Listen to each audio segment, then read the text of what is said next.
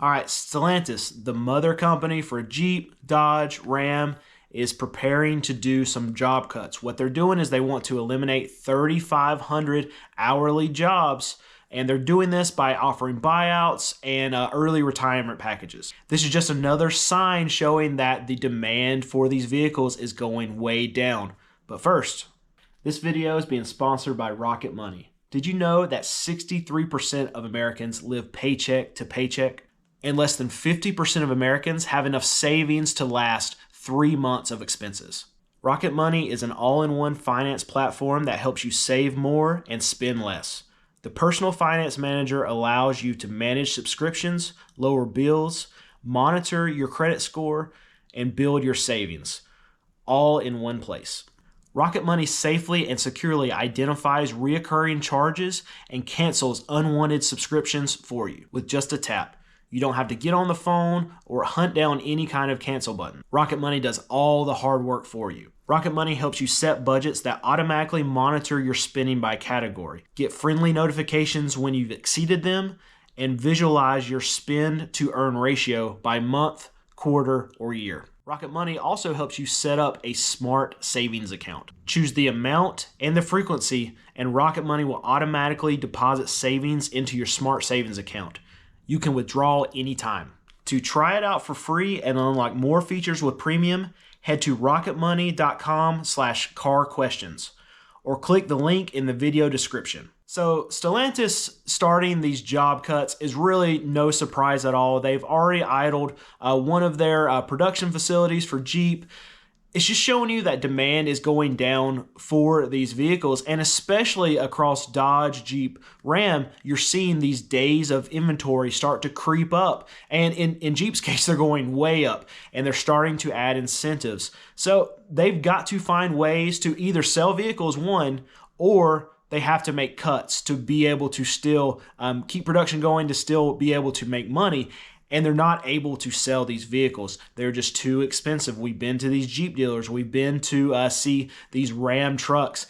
And I mean, they're not being able to sell these Ram trucks for $70,000. These Grand Jeep Cherokees, again, $70,000 for some of these upper end models.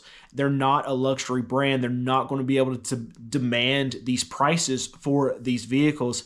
And it just goes to show that if they want to go that direction of being a more luxury brand, they're going to have to give a luxury product, or they're going to have to change their base. And their base is Jeeps. Their base is cheaper SUVs, and they're not offering that right now. So they're losing customers, and as demand's going down, they can't afford to lose these customers. So now they have to make cuts. They have to slow down production. They have to add more incentives to try to move out more cars. And the unfortunate thing is now they're going to have to do job cuts. So Stellantis is not the first automotive company to do this either. Last month, GM also announced that they're making job cuts, and they're doing it in the same way that Stellantis is doing, by offering these people buyouts to leave their jobs. And I really don't think you're going to just see Stellantis and GM be the only ones that do this. I think you're going to start seeing Ford starting to make cuts. You're going to see a lot of these other manufacturers start to make cuts because the demand is so bad right now, and their days of inventory is going up so much that they're not going to need this production. At some point, these dealers are going to be overfilled with inventory coming in that they can't sell. And if they can't move these vehicles, they don't need to be making any more vehicles. So really, the manufacturers are going to have their hands tied by the consumers, by their dealers, because consumers aren't buying and these dealers are not selling. So now, speaking of GM, they just released their earnings, and they have cited that they're able to raise their guidance, and they attribute this in large part because they were able to save so much money from all of these employees taking these buyouts. By doing these job cuts, they're able to reduce their expenses. By cutting these jobs, they are able to actually help their bottom line. And GM knows that they have to even cut more expenses because their target for this year is to cut $2 billion worth. That's just to show you that they know that economic times are bad now, and they're going to continuously be bad, or they wouldn't be cutting all of these expenses right now. They would be trying to grow, try to expand, but no, they're trying to save money, which I think is the right thing in this environment right now. I think it's a good thing for GM to be doing this. I hate that people have to lose their jobs because of this. Hopefully they can find other ways to be able to cut their expenses down. But right now in this economic environment, companies have to shore up. These automakers have to shore up because the sales are going down, and they're going to continue to go down as the Fed keeps rates where they are. And the Fed's motto right now, rates higher for longer. All right, Gerald Smith asked, all of these vehicles have very high miles. I would be wary of them. Who buys a car or truck with 90,000 miles on it? So, Gerald, I am very happy that you have never been put in the situation where you have to buy a cheap car. But not all people are as fortunate as you are, and there's some people that know that they only have X amount of dollars to spend, and they can't make monthly payments to keep a car. So they have to go out and they have to find a $2,500, $3,500 car that's going to be able to last them X amount of time, so then they can at that point buy something that's maybe more reliable after they can save up more money to do that. A good example would be someone that's on a fixed income. Maybe they have savings of $3,500, $4,500, and they can buy a car for $3,000, but they know that they can't take that $3,000, put a down payment, and then make a monthly payment of $700, $800 a month to be able to afford a car in this environment right now. So they have to just spend their money, their savings that they have on something that they can actually afford, something that they can actually own outright. Another example that we see a lot is people that have had car payments before. They paid something off, but now maybe their car goes wrong, something happens where their car blows up or they're in an accident and they have to replace a car. And they're just tired of debt. They're done with debt. They hate it. I'm one of those people. I hate debt. I do not want to have car payment. I will never have a car payment the rest of my life.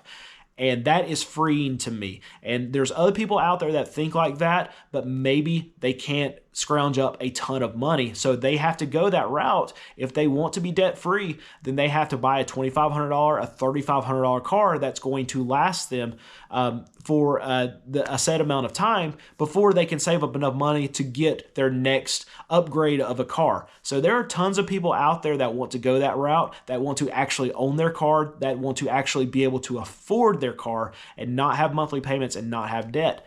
And that's the kind of people I sell to. So yes, there's a ton of people out there that want to buy cars that have more than 90,000 miles on them because that's the only way they can buy a car and spend $2,500 and spend $3,500. Not everybody has the luxury to be able to go pay cash for a brand new car or even something that's going to be $20,000, $25,000 that's going to have 50,000 miles. So I want to be able to provide that service to my customers, and I'll say that not everyone out there is going to be my customer. Not everyone out there is going to want to buy a $5,000 car because they just don't think it's going to be reliable. They're going to be scared to death to drive that thing every day. That's probably not my customer. They want to go get in debt. They want to go owe someone money to drive their car, but they want the safety that comes along with buying a brand new car. And I understand that, but that's not my customer. My customer is someone who they don't want to be scared that if something happens medically, if they have some massive bill comes up and they can't make their car payment, that they're going to lose their car. When they come and buy a car from me, that is their car. They can afford it. They own it. And that car can never be taken away from them. All right, so Warren asked, are there fewer bidders now? It looks less crowded. So yeah, we have actually experienced over the last few weeks less and less bidders coming to these auctions that we go to. If you've been following along with what I've been buying, you've known for about a month ago, we pretty much stopped buying cars. And now over the last 2 weeks, we've started buying more and more cars at these auctions. Is because the prices are coming down a little bit on the wholesale level, and we're just getting into a range of where we can start buying to be able to load up our lot again. And that attributes to a lot of these dealers have just stopped coming to auction. So there's less bidders in the system, and with less bidders means lower prices. And I think that's going to be a trend that we just continuously see over the next probably 3 to 6 months is a lot of these dealers are going to get to where they fill up their lots, they run up all their credit lines, and then they're not able to buy anymore because times are slow right now. It's hard to sell used cars. It's hard to get people financed to buy used cars. And a lot of these dealers, especially if they're newer dealers, they've gotten used to the last 3 years where you could buy anything, it didn't matter what the price was, and you'd be able to make money and make it fast. It's not happening anymore. People who are trying to get credit to be able to buy cars, they can't get it anymore. The monthly payments are too high. The down payments that they need to be able to get these loans are too high, and they can't afford it. So we're going to start seeing the used car industry start to slow down. And as it slows down, a lot of these dealers that just are in the mode of, okay, buy, they're going to get to where they're maxed out on either their lot space or the amount of money that they can spend, the amount of credit that they have to be able to purchase these vehicles. And as that happens, less bidders in the system, and a lot of these dealers are going to have to start dropping their prices to be able to actually sell cars. And if they're dropping their prices, they're not going to go to the auction and then just pay the same amount they did prior to when they knew they couldn't sell it for that price, because they're now having to drop prices on their lot to be able to move any kind of inventory.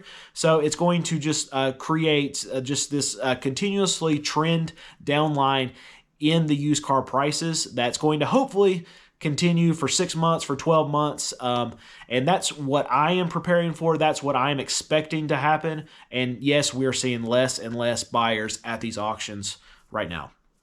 All right, Alaska Eric asks, hey Brandon, have you ever thought about buying a truck, a 3-car, 5-car hauler, and hauling your own buys as well as hauling for other dealers? A couple years ago, we actually had our own, we had a dually, we had a 3-car trailer, and I had a guy actually that was on my staff that would go, and all he would do is transport all week. And after really doing that for, I would say probably 6 to 8 months, we got into running the numbers of what it costs to maintain the truck, to have the insurance, the employee time that we were actually paying for, and after we ran basically that sample size of 6 to 10 months, we found out that it was actually the same price, if not cheaper, to have outside companies do it. See, the hauling market for transporters, for used car dealers, is very saturated. So there's a lot of them out there, and that means that there's a lot of competition. That means that the prices can actually get pretty cheap to get your cars hauled from the auction to our lot. And with saying that, we found out that, I mean, it's just not worth it to have the liability and have the employee time spent doing that. It's actually better for us, for the amount of cars that we buy, to just contract that out. So we end up selling the truck, selling the trailer immediately, and start using our time not hauling cars but to repair cars, and it actually worked out better financially for us. And I can say, even if I get bigger than what I am now, I really don't want to get any bigger than what we are. I'm very happy and content with what we are actually doing as a business. But even if we went that way, I don't think it would actually still then make sense for us to get our own cars. Just financially, liability, the amount of time it takes, it's just easier and better for us just to contract that out to another company.